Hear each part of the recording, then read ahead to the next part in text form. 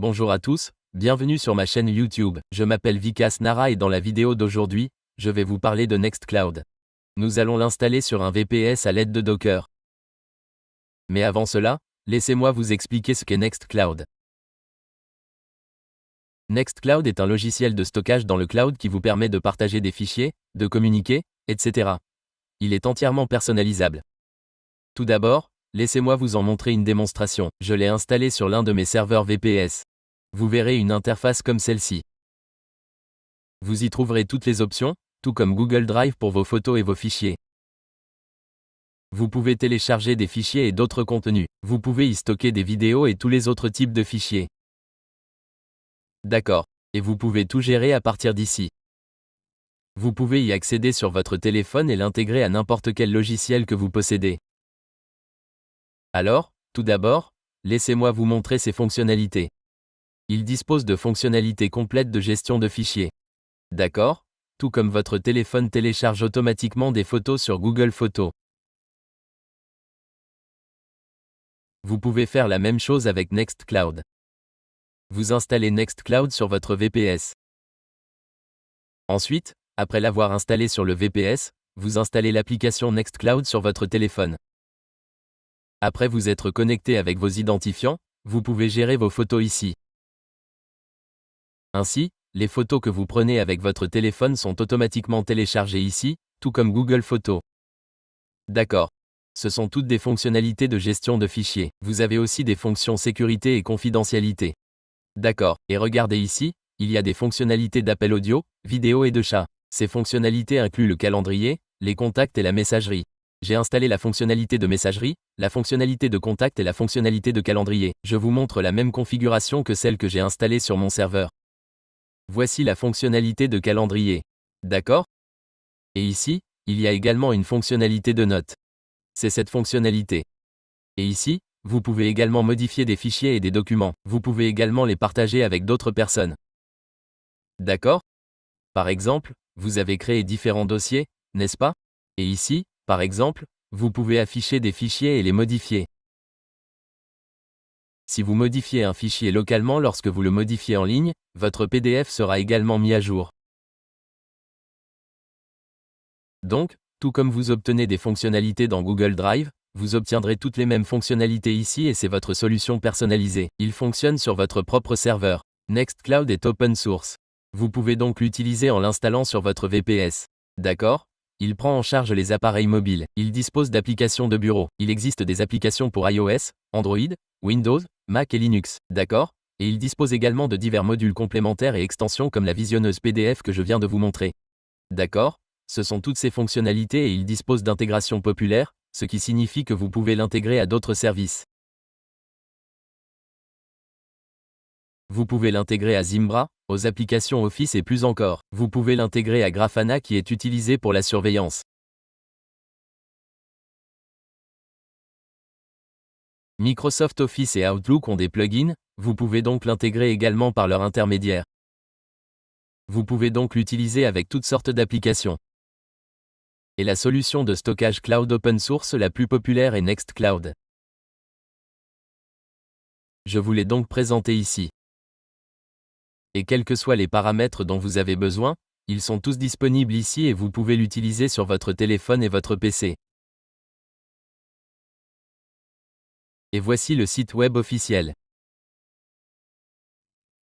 Vous trouverez ici toutes les mises à jour et les nouvelles.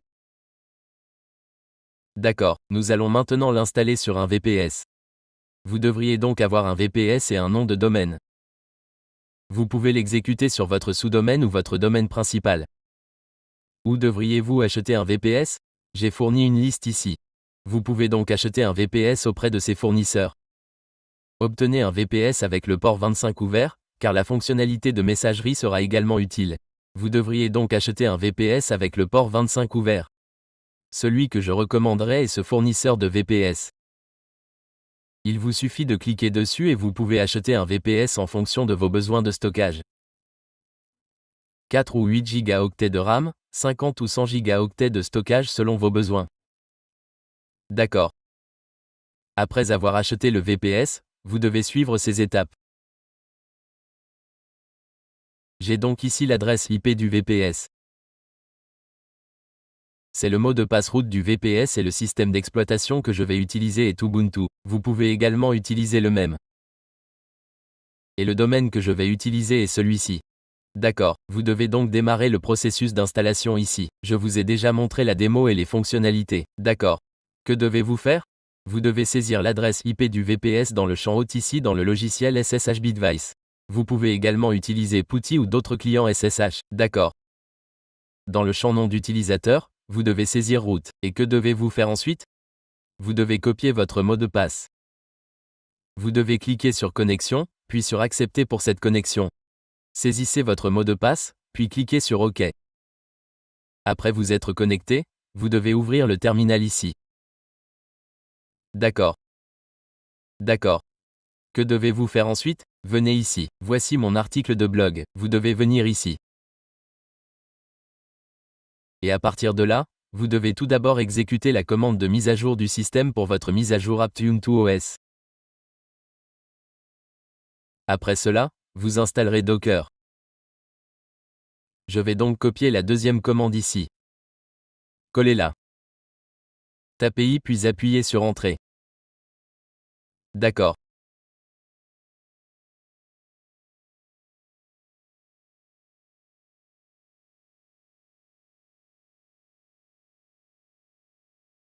Copiez ensuite la troisième commande, collez-la ici et appuyez sur Entrée. Copiez la quatrième commande, collez-la ici et appuyez sur Entrée. Appuyez à nouveau sur Entrée. Après cela, vous devez exécuter à nouveau la commande de mise à jour du système.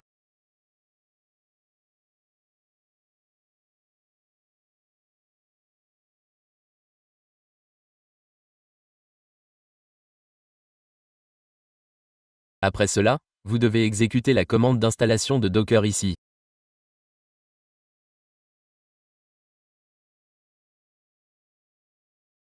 Cliquez sur Installer, tapez I et appuyez sur Entrée.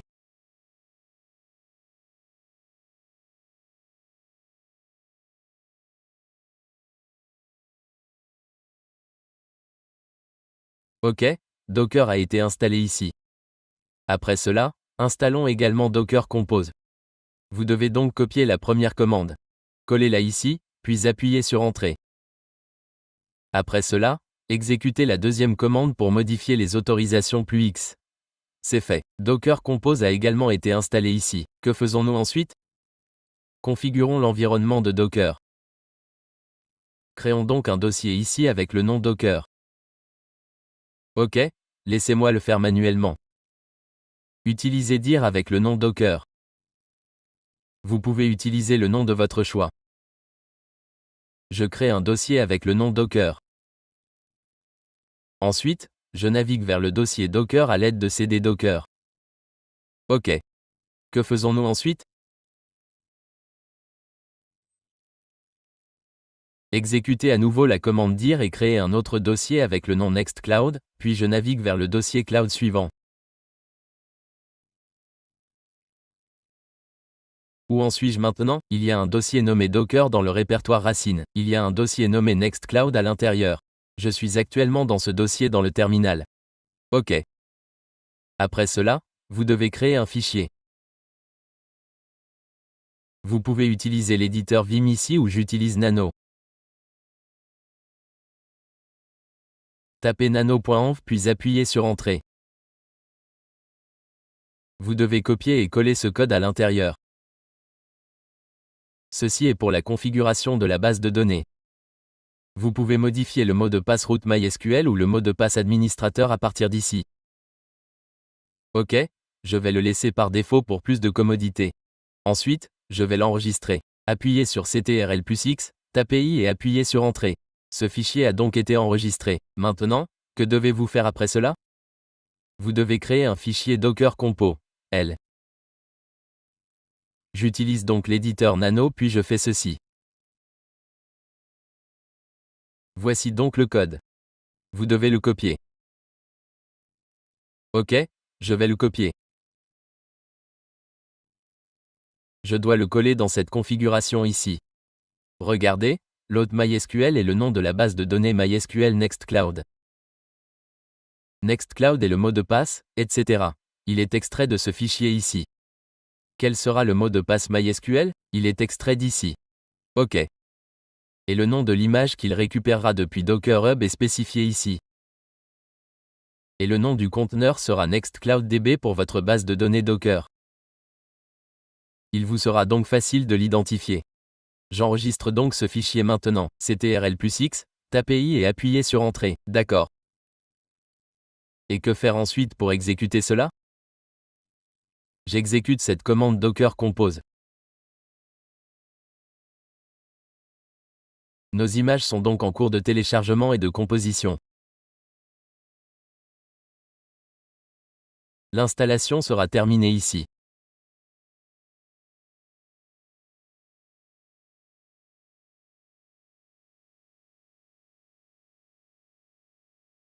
D'accord, il a donc été créé ici. D'accord. Maintenant, que devez-vous faire après cela? Voici mon domaine que j'utilise dans cette vidéo. Que faire avec? Je dois configurer le DNS ici. D'accord, c'est tout. Je vais créer 2 enregistrements DNS ici. Je dois créer ces enregistrements ici. Dans l'un, je l'ai mis ici. Dans le second, je mets www ici, puis je clique sur enregistrer. J'ai donc créé 2 enregistrements DNS ici. D'accord. Que dois-je faire maintenant? Je vais copier ce nom de domaine et lorsque vous y accéderez maintenant, car votre domaine n'est pas encore configuré, car je n'ai pas encore configuré la configuration du domaine ici. Je vais donc le faire maintenant. D'accord, pour cela, j'ai configuré le DNS ici car j'ai besoin d'installer un certificat SSL sur ce domaine. D'accord, que dois-je faire maintenant? Pour cela, je dois copier et coller cette commande. D'accord, attendez une seconde. Que dois-je faire avec ce CD ici? Je vais retourner au dossier racine. Attendez une seconde. Après être arrivé au dossier racine, vous devez exécuter cette commande, d'accord? Mais avant cela, devez-vous également installer Jinx? D'accord, je vais ajouter cette commande ici. Je ne l'ai pas encore ajoutée. Quelle est la commande pour installer Jinx? Vous devez taper apt install Jinx. Tapez là et appuyez sur Entrée. D'accord. Une fois qu'elle est installée, vous devez exécuter cette commande. Vous allez donc naviguer ici. Ensuite, vous mettez votre nom de domaine ici. Lors de la création du fichier, si vous utilisez votre nom de domaine et le nom du fichier, il vous sera plus facile de l'identifier plus tard. D'accord. Donc, je vais copier ce nom et je vais taper nano ici. Et je vais le nommer en conséquence.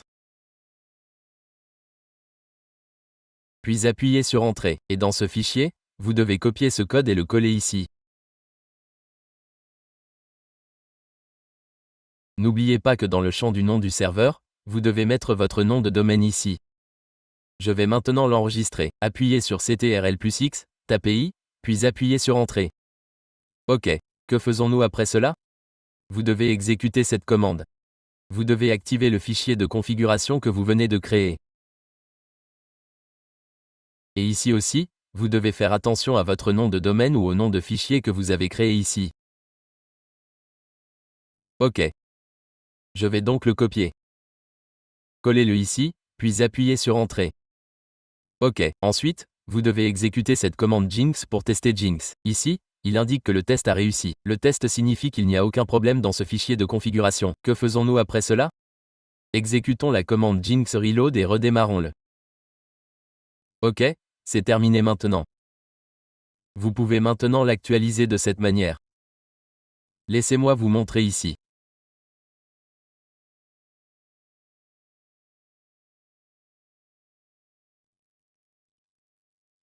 Ici, vous devez l'ouvrir sans HTTPS, car c'est ce qui se passe en ce moment. Alors, que dois-je faire? Je vais fermer cela et installer HTTPS dessus. D'accord, tout d'abord, je vais exécuter à nouveau la commande apt-update ici pour les mises à jour du système.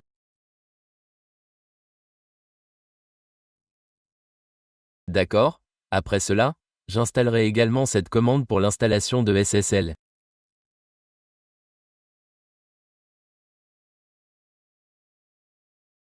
D'accord, c'est fait. Que faisons-nous après cela? Vous devez exécuter cette commande. Remplacez votre nom de domaine ici. D'accord, je vais copier cela. Je vais le coller ici.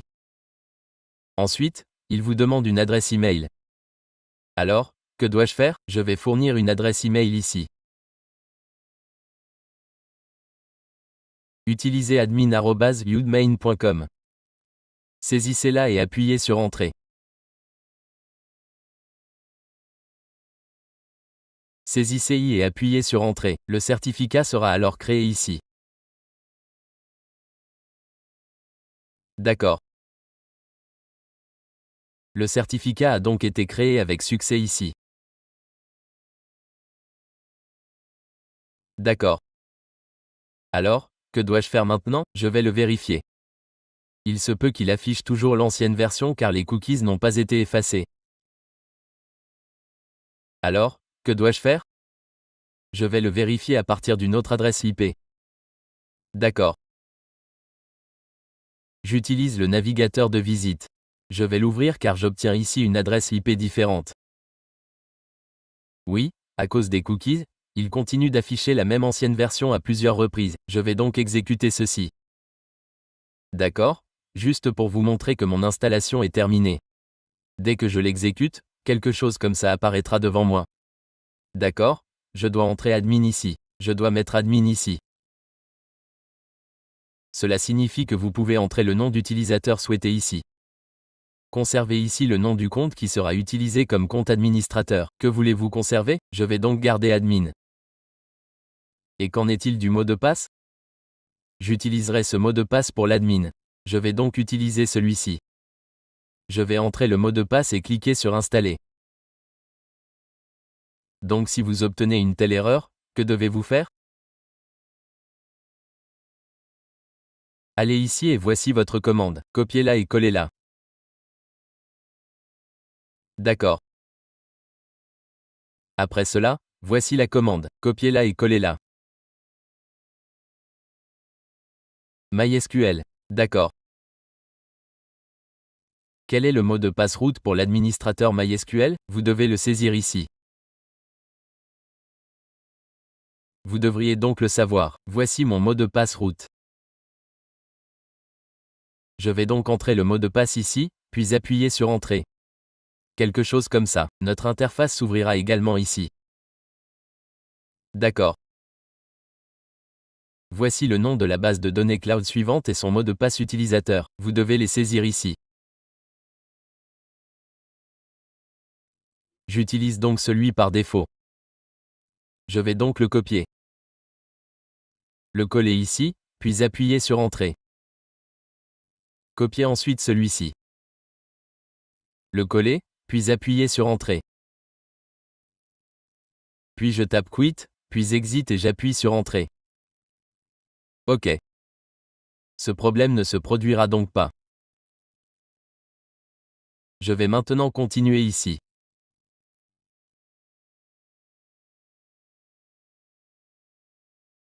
Si vous recommencez, ce problème n'apparaîtra pas ici. OK. Ce qui se passera après l'installation, c'est que vous obtiendrez des applications ici.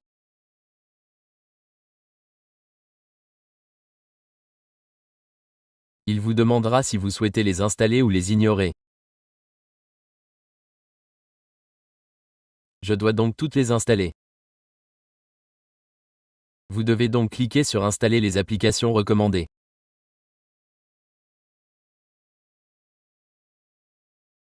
Toutes ces applications seront donc installées une par une. Contact, messagerie, Nextcloud Office qui inclut l'édition de documents, l'édition de fichiers Word, etc. Toutes ces fonctionnalités seront disponibles ici. La fonctionnalité Talk pour les appels, le chat, etc. seront disponibles.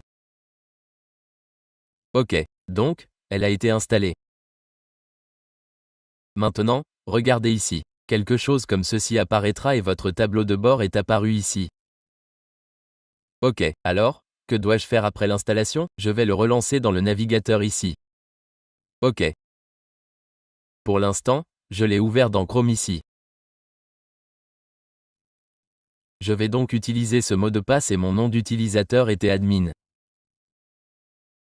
Je vais saisir ce mot de passe ici, puis cliquer. Vous devez cliquer sur Connexion.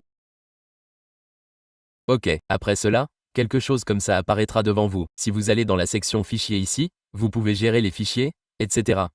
Ok, vous pouvez télécharger des fichiers ici. Ici, il vous suffit de cliquer sur Télécharger le fichier. Supposons que vous ayez un fichier Excel ou un fichier Word. Vous pouvez tous les modifier ici. Vous pouvez également les télécharger. Ils apparaîtront dans les photos, tout comme vous le faites dans Google Drive. Vous pouvez donc télécharger vos photos et vidéos ici. Vous pouvez créer un nouvel album en allant dans la section Album. Et après avoir créé un nouvel album en allant dans cet album, vous pouvez télécharger vos photos à partir d'ici. Ok. Et ici, vous trouverez les vidéos dans une option distincte. Vous pouvez également créer des albums pour elles. Vous pouvez créer des albums tels que les vidéos 2024, 2023 et y mettre vos vidéos de voyage. Ensuite, il y a les contacts. Dans Mail, vous pouvez partager des fichiers, etc. par email. Vous n'aurez donc pas besoin d'aller ailleurs pour ces options. Et vous pouvez configurer les paramètres SMTP à partir des paramètres administrateurs ici. D'accord. Je vais vous montrer les paramètres SMTP. Ici, dans les paramètres administrateurs, vous les trouverez dans les paramètres de base.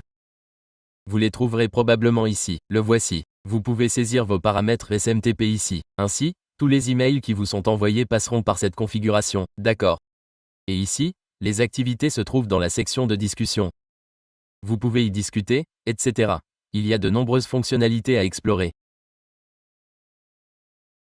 Je vais maintenant vous montrer comment vous pouvez l'intégrer à votre application PC ou Android. D'accord. Vous devez donc vous rendre sur le site web de Nextcloud. Ici, vous devez cliquer sur Télécharger. Ensuite, vous devez cliquer dessus et télécharger celui-ci.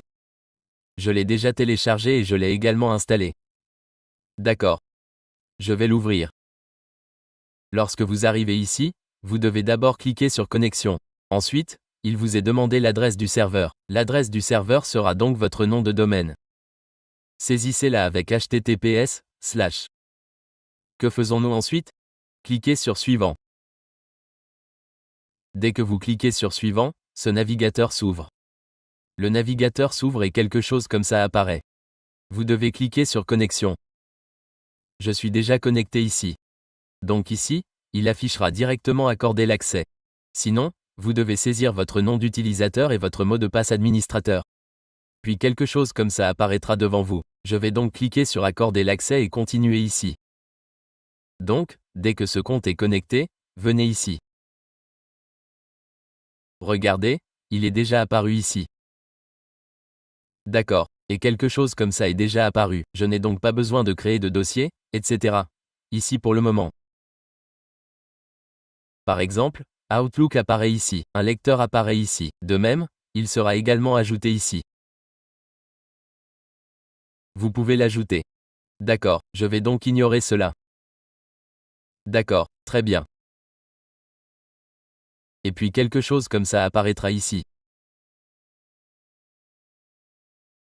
Donc, quels que soient les changements effectués dans votre cloud, vous les verrez tous séparément ici. D'accord. Lorsque vous cliquez sur le tableau de bord ici, quelque chose comme ceci s'ouvrira dans votre navigateur. Je vais maintenant vous montrer comment créer d'autres comptes utilisateurs. Par exemple, je vais créer un compte ici, puis je vais l'ajouter à l'application mobile et vous le montrer. Par exemple, je vais créer un compte maintenant. Je vais garder le nom Vicas. D'accord. Et pour le mot de passe, je vais définir un mot de passe simple ici. D'accord. Je vais cliquer sur Ajouter. Laissez-moi mettre ça ici. J'ai cliqué sur Ajouter un utilisateur ici. D'accord. Vous pouvez lui accorder des autorisations d'accès en fonction de vos préférences. Alors, laissez-moi vous montrer cela sur mon appareil mobile. Je vais vous montrer tous les paramètres et configurations disponibles. Comment fonctionne ce processus? Que devez-vous faire après avoir ouvert l'application mobile? Allez sur le Play Store et recherchez Nextcloud. Vous devez installer cette application. Je l'ai déjà installée sur mon appareil. Je vais donc simplement cliquer sur Ouvrir ici.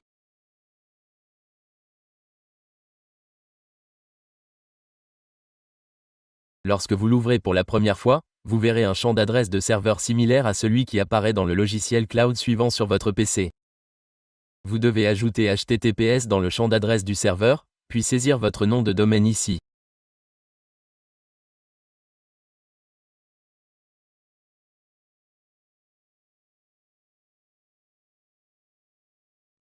Add.com pour compléter le domaine, puis cliquez sur le bouton fléché de connexion. Cela l'ouvrira dans le navigateur pour moi.